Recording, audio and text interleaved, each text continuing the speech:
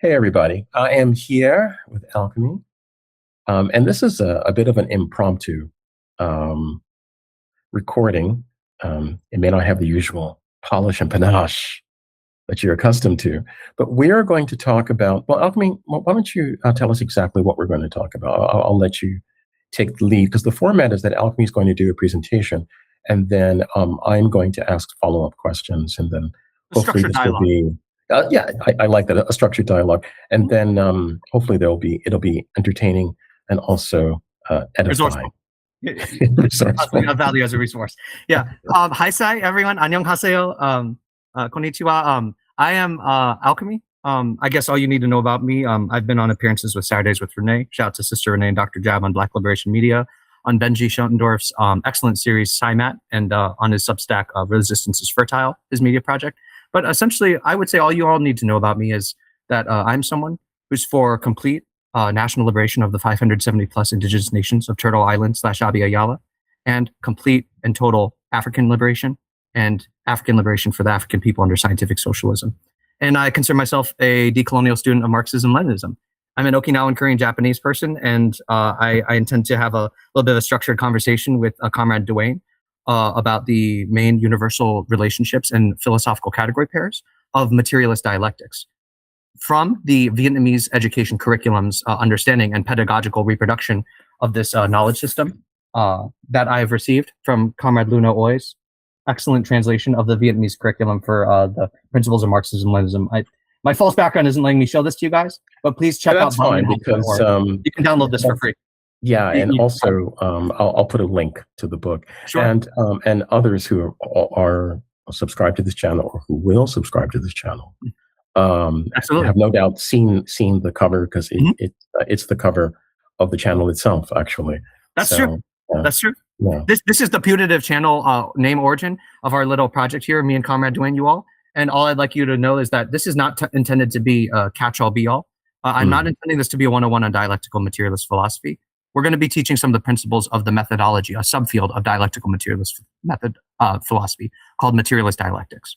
That's what we're going to be, the contents of what we're going to be going over today. And that's what this set of, let's call these impromptu conversational and multimedia format resources can be of use to you when you're enjoying and absorbing the contents of this Vietnamese text vis-a-vis Comrade Duane's lovely voice on his audio readings of this book, specifically chapter 2. That's what this series I intended for me and Brother Comrade to do in order to supplement. Basically, a visual, a verbal rundown of some of the key essential themes and dialectical war chest instruments that we're going to need from the chapter of this book that he's going to be reading. That's my little introduction. That's awesome. Well, with that introduction out of the way, take the stage, as it were, and carry us forward. Yes, sir. Yes, sir. So essentially, well, like I said, we're not necessarily going to be going in the most depth that we could with these category pairs. In a spiral-like fashion, as the series progresses on, we'll revisit the things I've already introduced to you in this brief introduction video. This is going to be more to familiarize you all with the totality of our 6 basic weapons in our tool chest of materialist dialectics in the class war that we are in against imperialism and colonialism today. These are tools to help, essentially, as the Vietnamese say, these are tools to help you understand and perceive matter correctly in the material world properly in order to transform it the most efficiently.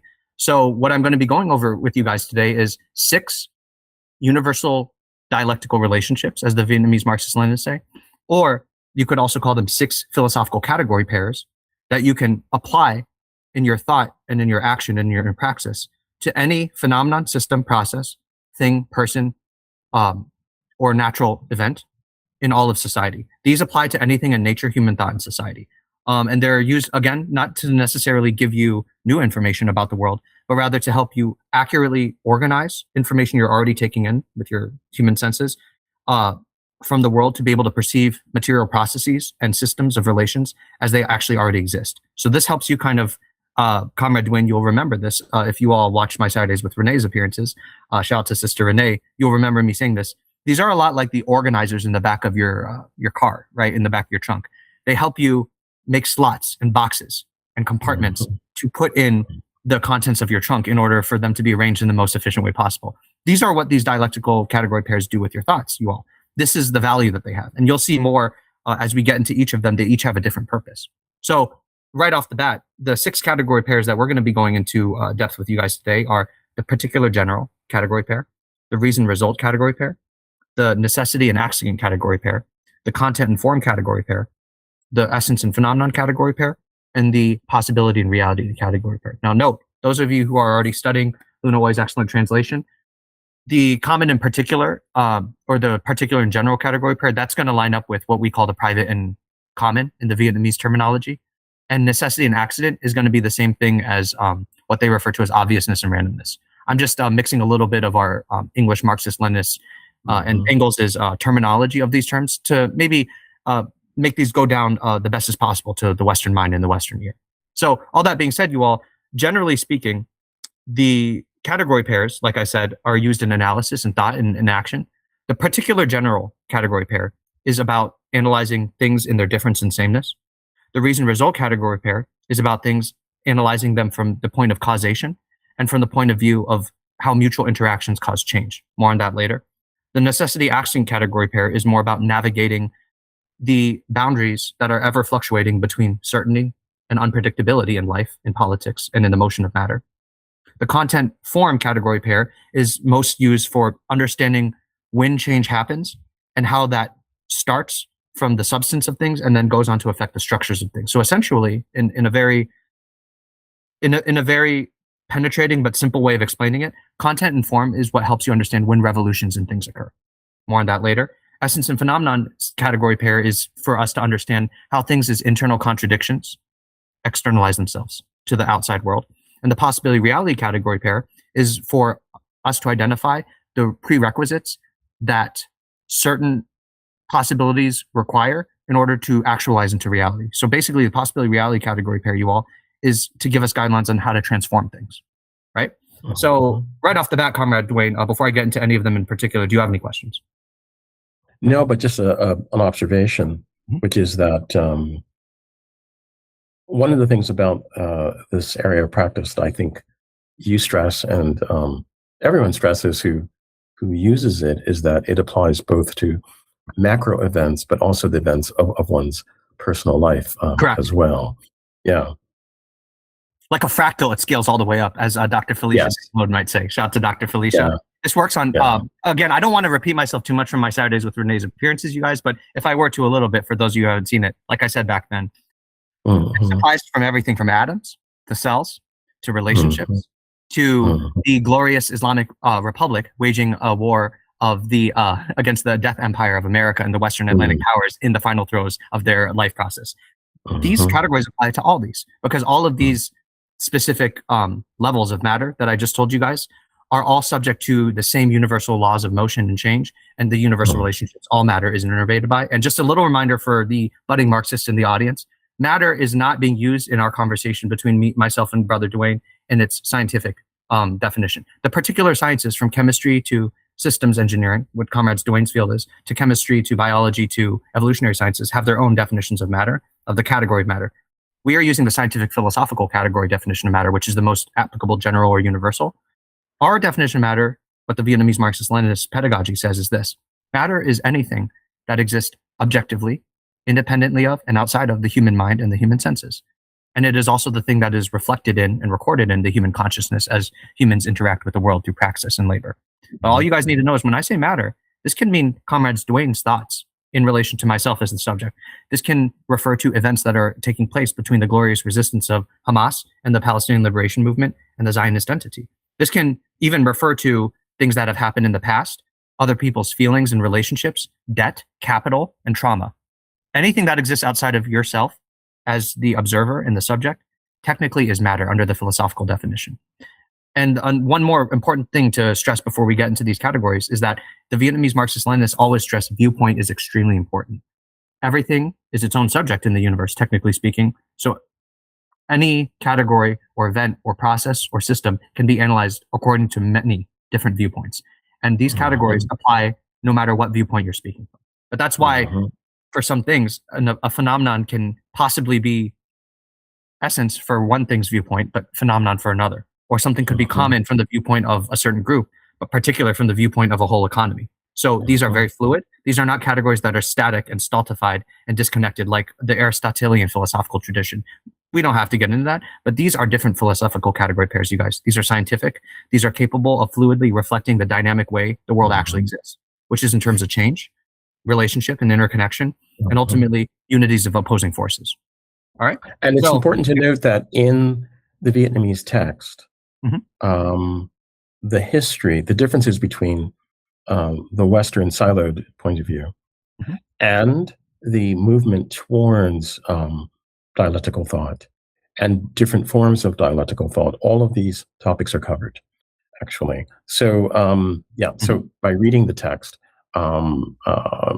people get, like I say, a very good history, a very good overview of these ideas. And it's quite illuminating because it gives you a different perspective on what you were taught in school, if you were taught under the so-called Western system, which sees things in both a linear fashion and in items in isolation from each other.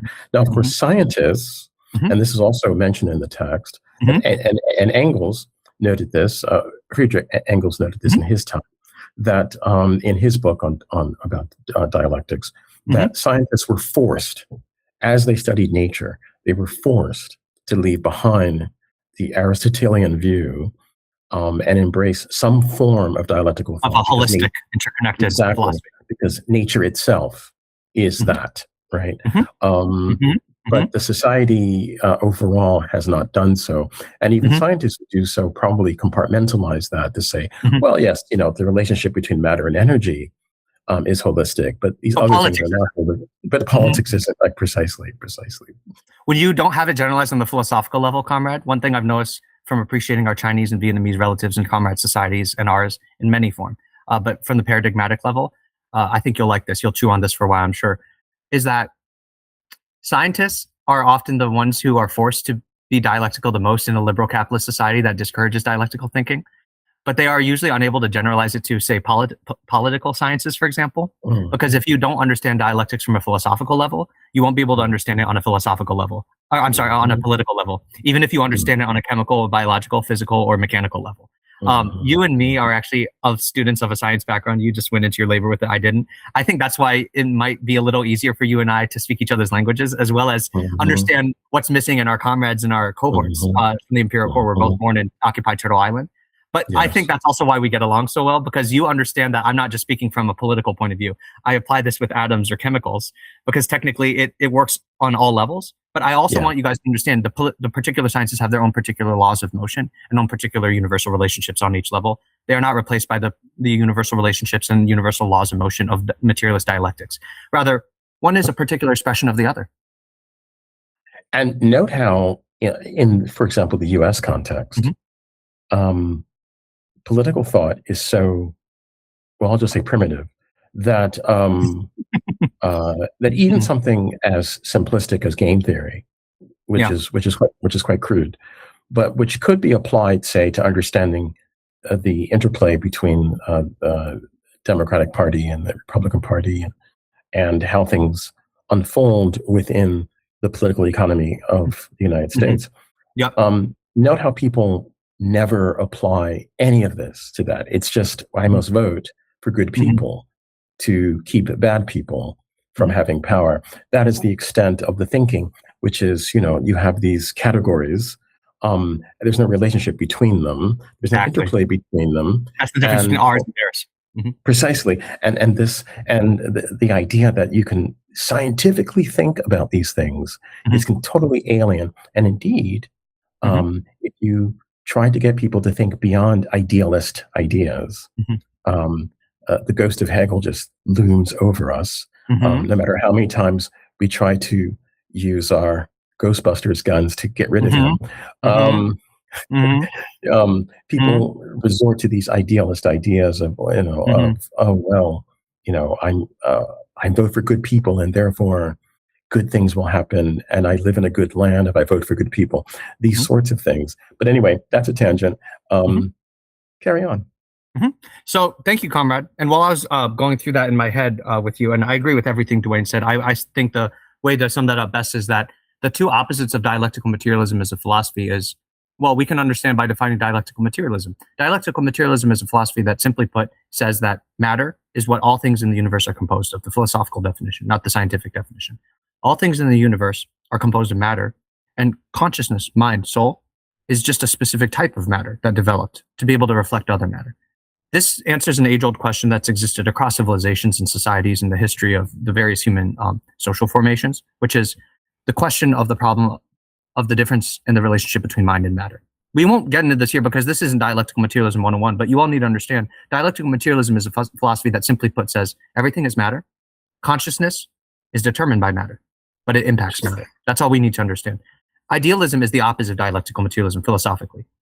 As a philosophical definition, idealism basically says this relationship's inverted. Mind is first. Mind determines all things in the world. The human mind, even though it's existed for only a couple of 100,000 years, even though matters exist for billions and millions of years, as the physical, astronomical, geological, and physics-based sciences teach us, right, is that matter is basically just a type of projection of the mind.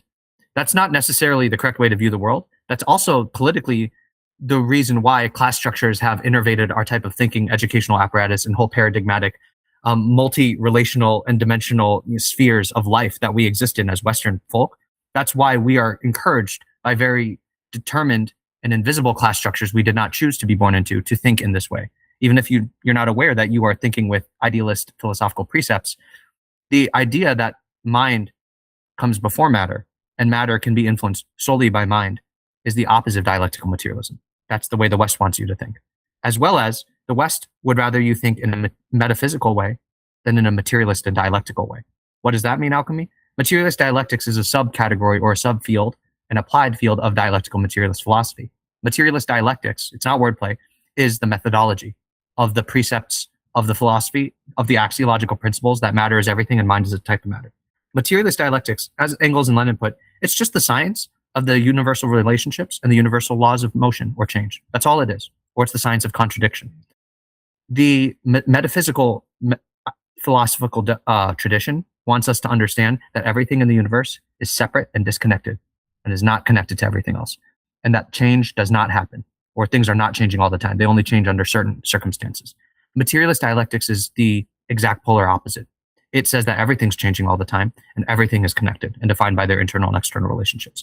Those two inversions, you may see the more we get into the series and the more you learn from me and Nguyen's conversation about how a lot of unconscious assessments you make in your life, from the personal to the political, are guided and defined by this tension of the interconnected and the everlasting change way of thinking, and basically the mind over matter, and the stultified, static, non-changing, separate way of thinking.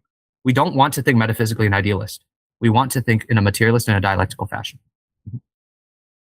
And I want to give people, speaking of materialism, I'd like to give people watching and listening a concrete example of what we mean by idealism and materialism. And I'll give my example. So, for example, I critique the tech industry, and I do so from what I refer to as a materialist perspective, because I focus on supply chains, manufacturing, data centers, ecological impact, all of these hard physical things. What people within the industry do is present everybody with an idealist view. They will use terms such as AI without defining it. It simply floats. It's an idea. It's a glittering generality, as I think the sociologists used to say. And built into that idea is an idealist notion of mind, a lack of a statement of matter, the relationship between mind and matter. And so you have this a propaganda campaign based upon an idealist concept of intelligence, right? That is completely unmoored from the materialist basis of the actually existing industry.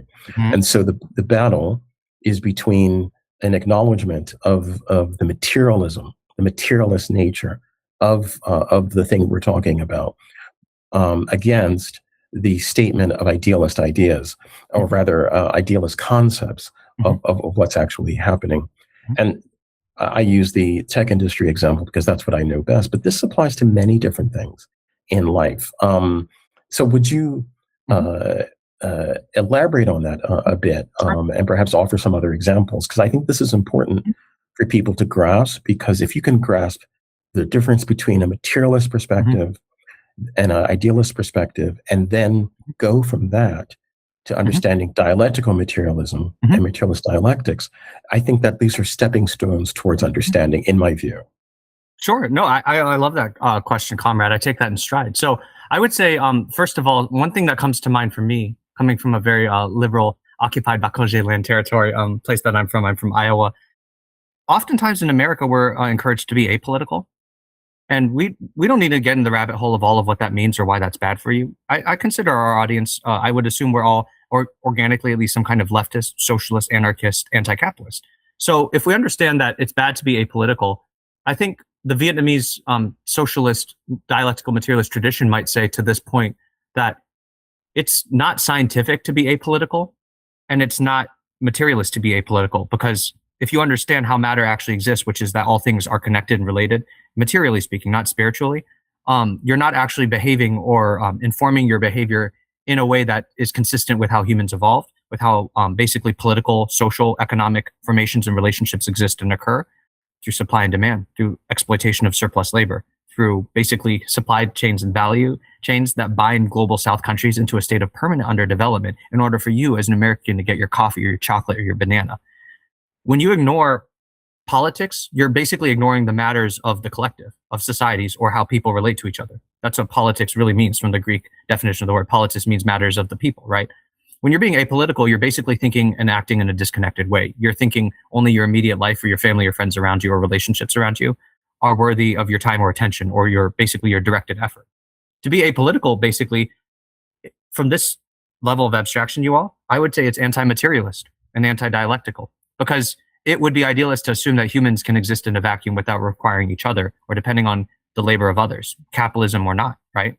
I think when it comes to things like not recognizing the proper path forward or properly formulating a theory of change, when it comes to our radical political formations in the U.S. and Canada and occupied Turtle Island, you are greeted with a panoply of idealist preconceptions that are not necessarily grounded in materialist understanding. When people would rather vote to induce reforms in an American political economic system that's based on turning living things into dead things and exploiting the labor of colonized and workers everywhere who do not own the means of production, globally or locally, I think that's a very anti-materialist or idealist perspective to think that you can ignore the history of how the social formation of the U.S., of what we call the USA, came into being, what it's based off of the exploitation of surplus labor, of global South people, or of the worker class. I think it's very idealist to not understand the material relationships of our political structures and how super PACs and billionaires have basically made this a game where we can vote for one or two of their choices. But it's not true democracy in any sense other than the word when it comes to the people having actual input into the process of the political and economic forces that distribute the materials needed to reproduce themselves as a society. Not like how the People's Republic of China or Vietnam run their societies with whole process people's democracy. I think it's to move on from that, Comrade Dwayne and viewers, when you think in terms of ideas or just surface level features or the way things appear to be or are presented to be, when you ignore the historical processes in multiple spheres of human sociological existence, when it comes to economics, labor, social relationships, mental relationships, relationships of social and individual reproduction, relationships of legal and administrative occurrences and structures. When you ignore these objective realities and relational matrices we're embedded in to survive, that we did not ask to be born into, but we are part of, that is, in a sense, being ideas over matter. It's not regarding the sources of where products or commodities come from, of the type of life you have, and the kind of interconnections it is predicated based on possibly other people's immiseration, on exploitation of surplus value, on super exploitation of global South and colonized people's value and lands, labor. So that's the idealist point, Comrade. The dialectical point is more my favorite. I like the methodology more than the philosophy. That's more my bag, but I'm equally prepared to answer both. When you look at things as unable to see that they're changing, that everything is a process in motion, unfolding in time, or when you look at things in a way that is incapable of recognizing their common relationships or interconnections with each other, That is the opposite of dialectics.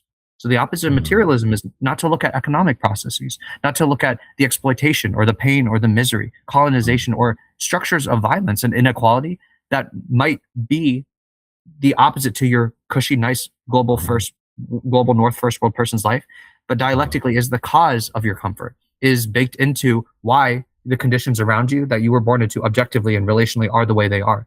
It is anti-materialist and idealist to be apolitical, or to, for example, adopt politics of reform when you understand the particular social formation of the counter-revolutionary, violent, terroristic, illegal occupation of indigenous nations' land that the United States was, with regards to formulating a solution collectively or individually to analyzing how we can abrogate the contradictions that commonly inflict pain upon all of us. It's non-dialectical or metaphysical, further, I would say, to think in a disconnected way, or in a way where you aren't able to identify where certain changes come from, where certain political trends, and possibly why we may be oscillating between the Democrats and Republicans and ended up in basically a MAGA America right now, or not able to identify how there are connections politically and economically between our Palestinian brothers and sisters fighting for national liberation and our Ansar Allah brothers and sisters in Yemen and the Iranian Islamic Republic fighting against the global NATO North Atlantic white supremacist empire. It would be undialectical to not try to understand or be aware of and reflect in your mind that there are economic, social, and political and material productive relationships and interlinkages between your life in the imperial core in Pennsylvania or Nevada or Iowa or California and the West Asian region. So I would say basically, Comrade, when people think in terms of being depolitical, when people only want to think in the immediate of the way their life looks and feels and is defined by, and when people would rather not see where changes come from, or who fall easy victim or prey to misidentifying the origins of certain changes in a very general way, our Vietnamese brothers and sisters would say these are examples of how people be metaphysical or idealist, not dialectical. And I want to, and before moving on, I want to give one more example of how that makes sense. I hope I wasn't too abstracted. Please tell me if that makes sense. No, it makes perfect sense. And I'm going to apply it. So at the time that when the genocide in Gaza accelerated to the feverish pitch that it is today, and when Gaza City was experiencing the bombardment that destroyed it, as you recall, at that time the Democrats were officially in power in the U.S. And there was a debate going on in the Black YouTube circles that I follow about Kamala Harris. And I recall the statement of one person who said that although she felt bad for the people of Gaza, that, quote, we have problems here, end quote, to solve. And so this person's thought was, well, if we vote for Harris, then our material situation, well, I don't want to confuse the issue, but our situation, people's situation in the U.S. will be better, and then somehow we'll address Gaza. Somehow, it's pretty nebulous.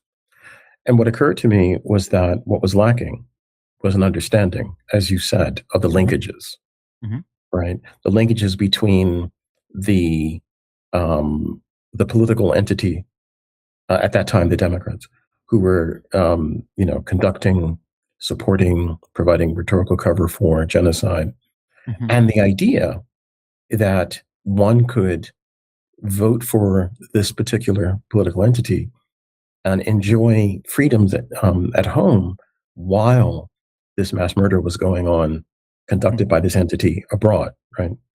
And that there was no connection, and that there would be no consequence. The consequence was no blowback, as the saying goes.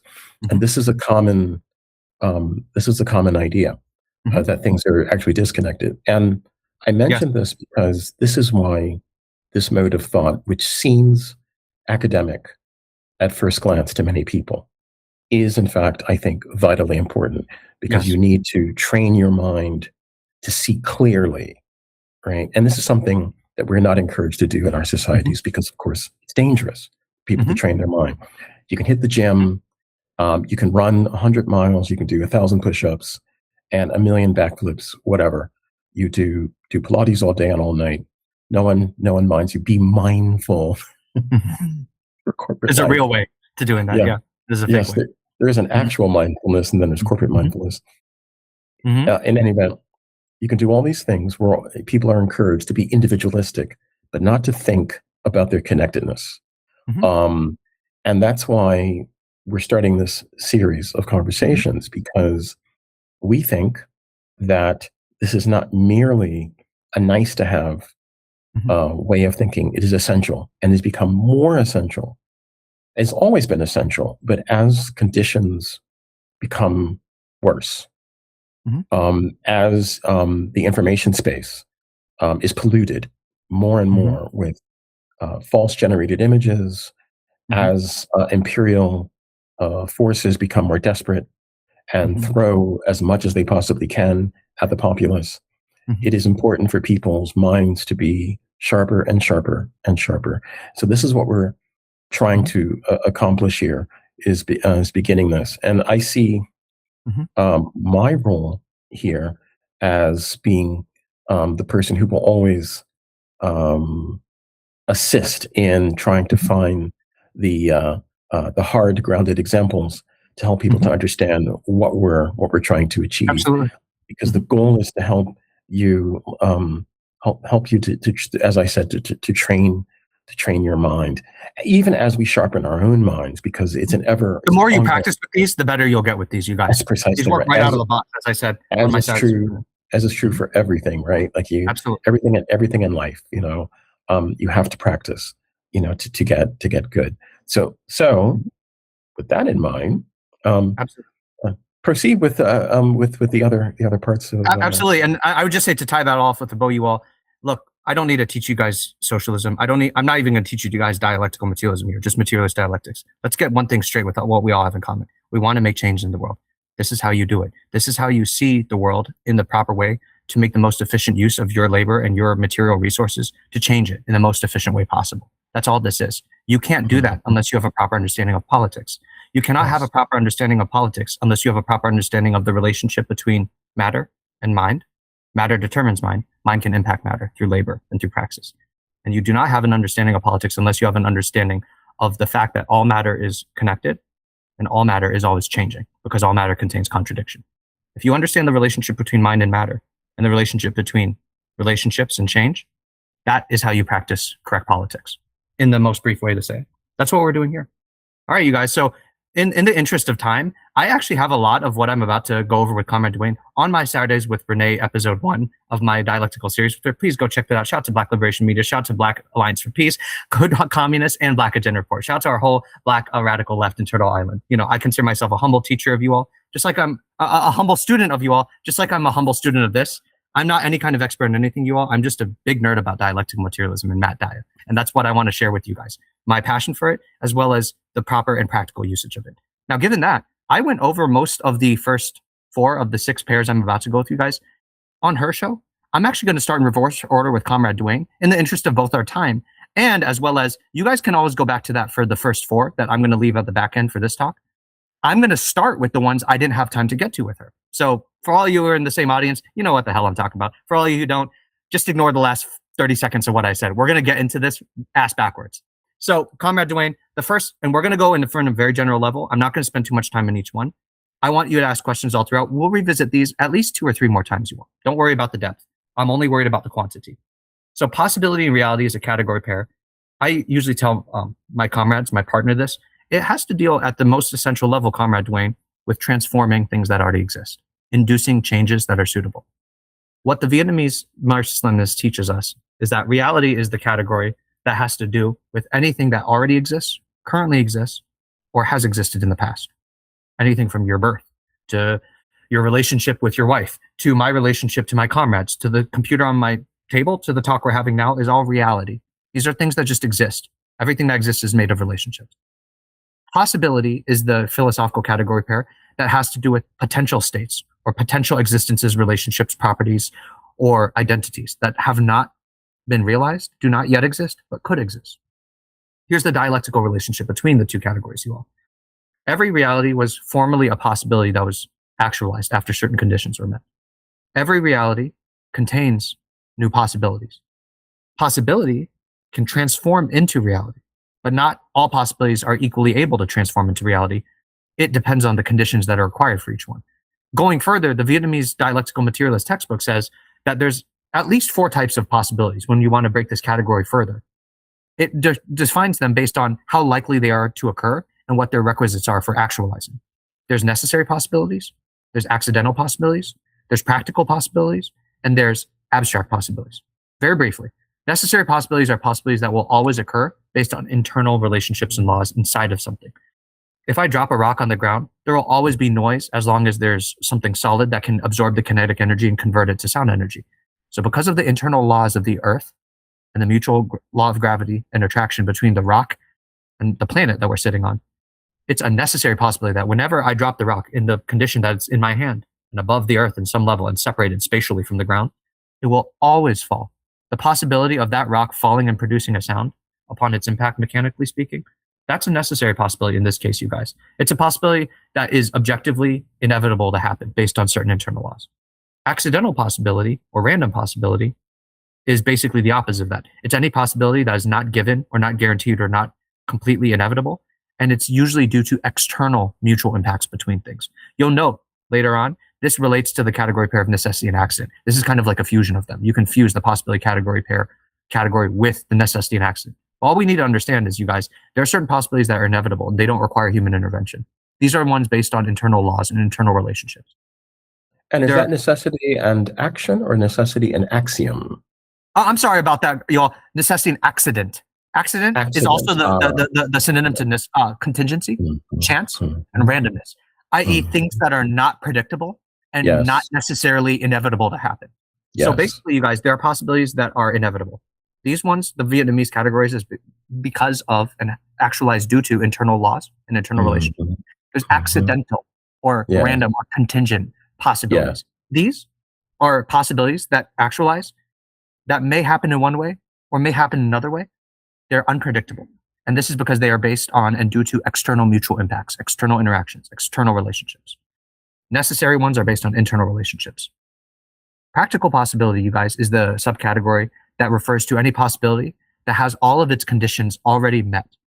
All it's requiring is the human initiative or a human subject to perform labor or action on their part in whatever relational system we're referring to make that possibility actualize into a reality. So essentially, you guys, a practical possibility is a possibility where all the conditions are already met.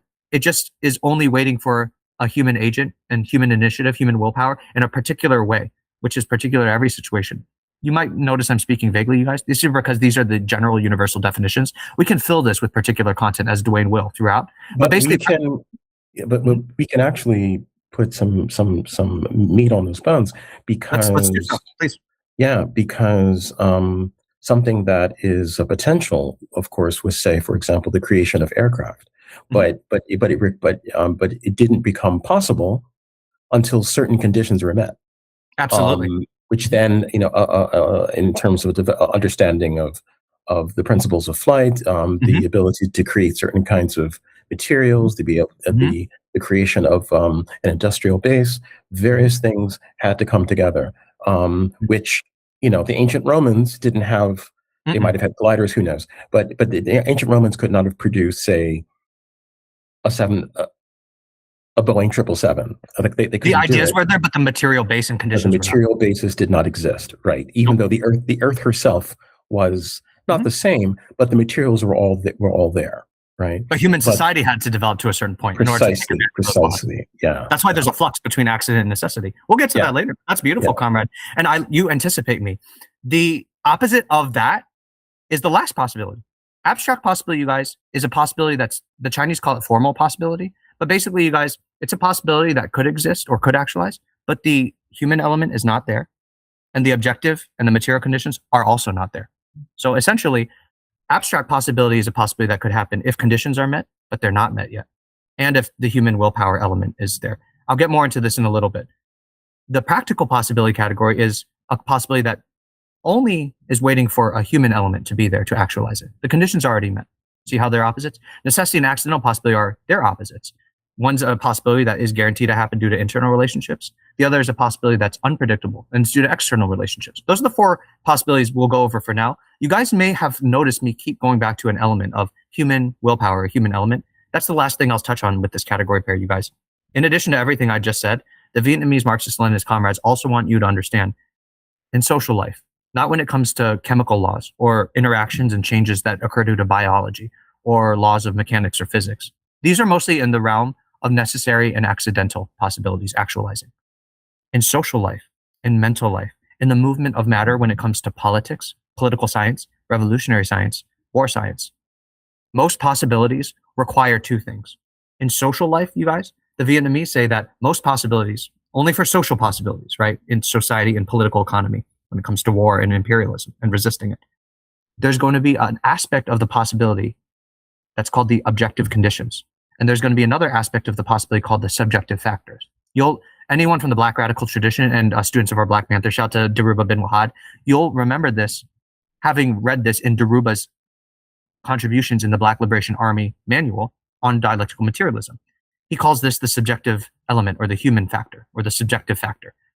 Basically, what he and the Vietnamese say, you all, is that most social possibilities in order to actualize into reality require conditions of the material variety, of the circumstantial kind that are independent of the human mind, whether it's the historical conditions one is born into, whether it's the level of productive forces of a society that you've inherited, even if you have the ability to craft ideas that take advantage of laws of flight and lift to produce planes in your mind as Greco-Romans, you don't have the material basis in the inherited productive forces of the social formation you were born into in order to actualize those possibilities.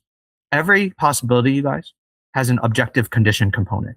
So there's a component where circumstances and situations outside of the human consciousness and independent of human will have to be met in order for it to be actualized, as well as a component that relies on human initiative, willpower, and ultimately labor. So there's a component that relies on circumstances to be there, to be actualized. And there's also a component that relies on a human being there to recognize the opportunity to turn the possibility into reality to be there as well. Sometimes all a thing it needs is a human to be there. Other times we need the conditions to be met. That's what we mean when we say things like socialism only needs the human factor and the subjective conditions to be met. The objective material basis for socialism is already here. That's what socialists mean when they say that. They're talking about the relationship of the objective and subjective factor and condition of a possibility to actualize. But go ahead, Comrade. Well, there are things that people dream about to keep on the engineering track, and we'll find other examples as we go on. Sure.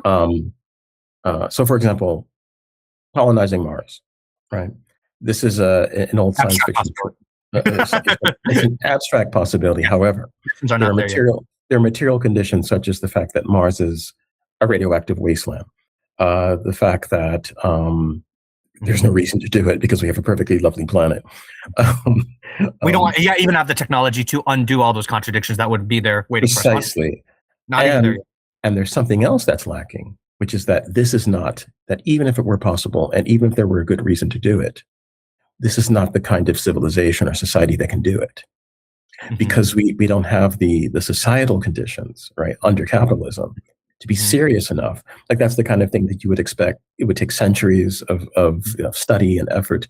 And this is not the kind of society that can do that, right?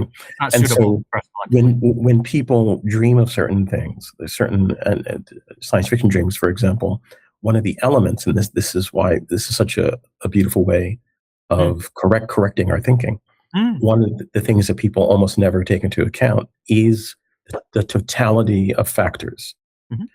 They only think about technical matters or technology. Well, we can do this technically, yes, but can we do it societally? To use a clumsy phrase, we were talking earlier before we recorded about something more practical than what's dreamed of, colonizing Mars, something that actually exists, nuclear power, right? And one of the things we were saying is that nuclear power exists, and conceptually it may be quite useful, but under our political economy, it is an issue because of the exploitative and extractive nature of deriving the material, uranium, that's used, to power atomic power plants, right? And so when people think about these things, because they're not thinking, they're thinking in idealist terms. They're not applying these methods. Or they can't differentiate possibilities. That's the one thing this approach really helps, right, Comrade Dwayne? Exactly. Even if normies, quote unquote, I'll let you finish, but if they can understand there's possibility in reality, what the Vietnamese approach is really powerful with, Comrade, in my own life is I wasn't aware of, and I think a lot of USians aren't, that there's more than one kind of possibility. Some are near, some are far, some are human, some are just true, but only in a formal sense. We're not going to have communism until the conditions are met for socialism to be built. That's an abstract possibility. Can we get rid of women's suffering under anti-abortion climates and structure? Yes, we can. The only thing stopping us is a political economy that's against that, right? So their possibilities have different variegated statuses of being able to be met. It's fluid and different for each one, and will differ across time and space. But we only want you to know that the Vietnamese make a difference, and that's what gets us caught up when we can't see there's different levels of possibility. Go ahead, and this is another way in which this manner of thinking, this approach, this methodology, sharpens our thinking about political matters, about things that we have to think about every day, right? Because by correcting our thinking, I love the phrase that Kwame Ture would often use when he would give a speech, and he would talk about something that was mistaken, and he would always ask the audience the question, where is the error? where is the error? And the way he would say it was always beautiful. But and so we can ask ourselves, in our political thinking, as it is now, as it is commonly done, performed, where is the error? And the error is in failing to see the very things that you're outlining here, and which, to be fair to our fellow humans, is not taught. And so, who's teaching you that? You're being taught precisely the opposite. Thank you, Comrade. Moving onwards, basically all that pair gives you the tools to do, comrades, in your whatever locationality you occupy in the war that we're all in, objectively speaking, is it lets you be able to take advantage of transforming currently existing states into, it lets you take advantage of the potentiality that exists within current relationships and relational configurations.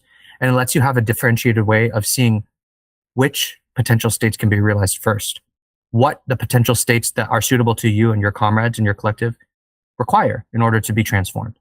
And then the last thing I'll say to all of this is that the Vietnamese want you to always understand a communist and a scientific socialist bases his or her or their praxis and actions and attitudes on real, concrete, actually existing, currently existing reality. We base all of our plans on what already and actually exists, but we do not ignore the seeds of potential futures and states and configurations and formations that exist within actual existing things. You cannot ignore possibility. You just have to take reality as primary first. Understanding everything has a tendency in it to exist as it is, and everything has a tendency in it to turn into something it's not.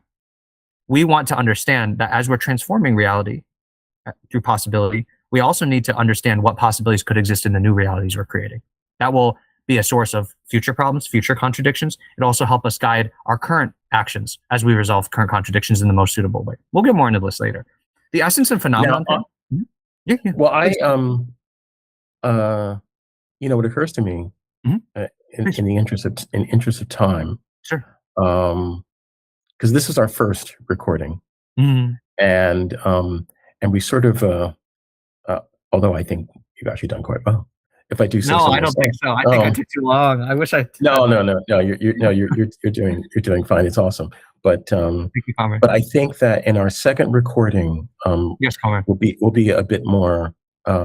Well, formal is not right, because we're not going to be sitting here in top hat and tails, reciting at each other. But I think that we'll have a little bit more of a structure. This is a bit, as you said at the beginning. This is like kind of a nice, loose introduction to the topic. And there's some things that we didn't cover in this time, which will be covered. And please, Alkmi, make note of where we stopped. Yes, absolutely. Because what I want us to do is resume precisely from that place. Absolutely. Essence and phenomenon. And then move forward from there. Absolutely. And then my plan is for us, just so the audience knows, the plan here is for us to have like hour-long conversations, approximately. Maybe a little longer sometimes. The intros are out of the way now, so there will be more time spent to educate. The first one's always the hump. Am I right, you guys? It's not just me, right? It's not just Alkmi. No, that's how it always is. I'm sorry, you guys. Yeah. That's how it always is. It's fine. And then you hit your stride. You find your rhythm. Although I think this is a really solid introduction. What I would like you to do, though, is help everyone understand, because there's a term that people in the Marxist world use often that I think is misunderstood by people who are not well acquainted with this world, because we have our core audience, people who understand these terms, but the idea here is to move beyond that as much as we can. The idea of applying of scientific method applied to politics. Could you talk about that for a little bit? Sure, Comrade. Given our limited time, I will collapse time and space by making certain mediations that I can explain later if you all wish. I won't for the sake of time, but I'm not asking you guys to believe me either. I'm going to be referring to real concrete concepts you can look up in Marxist literature. But Comrade Dwayne's point is a very important one, and it can be summed up simply, if not at the loss of certain detail. And that's alchemy. What is the relationship to the scientific method or scientific approach to politics? And I would say in the most simple fashion, you all, that the Vietnamese and the Chinese Marxist-Leninist tradition might say, the scientific method and approach is to science what dialectical materialist philosophy and materialist dialectical methodology is to politics. And if I were to concretize that, I would say the laws of chemistry or friction or mutual attraction or evolution do not exist in politics, even though politics is built off of creatures and bodies and subjects that are subject to those laws. Each level of organization matter contains the lower hierarchical constitutive levels. That's what the Vietnamese political scientists say. More to the point, I would say that once you understand how to take the common of what the scientific methodology applies and lends itself to the study of politics, then you're on your way to knowing that the way you're practicing political science or political analysis is scientific. What is something common that the scientific methodology has, alchemy, to political science? When you abstract away all the particulars of the laws of chemistry or biology, all of the things in other particular scientific fields that do not apply to politics. And I would say it's this, the relationship between practice and theory. And you see this in normal science. You see this in the formulation of a hypothesis and the following of the whole chain of basically testing out your hypothesis against the real world and real world conditions once you've created an environment where you can control for basically abstracting away certain variables in order to isolate out what relationships essentially cause your hypothesis to be validated or not. The relationship that is dialectical, that is mutually impacting and is cyclical and never ending between one's practice of one acting on the world in order to induce changes in it and understand it, and one's theory, which is the reflection of the material world and the material processes, whether it's political or chemical, within one's own mind, as it informs your continued re-updating of your practice and your action to act on the world to change it. I think that dialectical relationship, Comrade Dwayne, is one of the cores of the scientific methodology. It's also one of the cores of the correct scientific philosophy in order to practice the scientific methodology for politics. Essentially, you all, how you know you're being materialist, in addition to everything what we said, which was understanding everything as interconnected and changing, and that matter determines mind and mind can impact matter, is that you're going to need to always update your theory of the world and your image of the relationships that you exist in with practice, with doing things in the actual world. That's the only way truth can basically be compiled together. The Vietnamese don't understand truth as a one-time thing. They understand as a process, a continual process, and a collective process, not just on your own. Science requires peer review, and ideas must be tested and peer reviewed and subject to basically being negated or affirmed by the collective. And ideas are updated as practice is improved based on them. Practice is the source of information that becomes the input for our theories about the world and our reflections of laws of motion and change on each particular level of matter as well as the general. That is the scientific methodology applied to politics. You're applying the approach of trying to understand the world in order to change it. And you only understand the world in order to change it by acting on the world and updating your reflections of the world in your mind and using that to inform and update your continued action. That cycle is scientific. That's awesome. And thank you so much for that. I'm going to suggest that we leave it here for now, because I think that's a beautiful way of closing this introduction. Hopefully that all made sense. Hopefully I'm not just rambling and it's only you that gets me. Well, you know what? I will include in the show notes some references. Sure. And first of all, a reference to your conversation on Saturdays with Renee. And any references that you think people should have for the show notes. send my way, and I'll make sure that they are included. And of course, the book, first and foremost. And this is going to be posted on the Dialectical House Party channel, so it will join the audiobook that is being recorded. And I think that, and in fact, I'll create a playlist just for these, just for these conversations. Yeah, I think this was a really solid introduction. Thank you so much, Alkmi, and everybody. We will see you soon. We'll come up with a good cadence for this. I'm in Europe, and Alkmi is in the Midwest of the U.S. So time is a bit of a challenge, but not a challenge that can't be overcome. It's we got it together this time. We'll certainly get it together again. So, for Brother Alkmi and myself, I bid everyone adieu. 감사합니다, everyone. We will see you soon.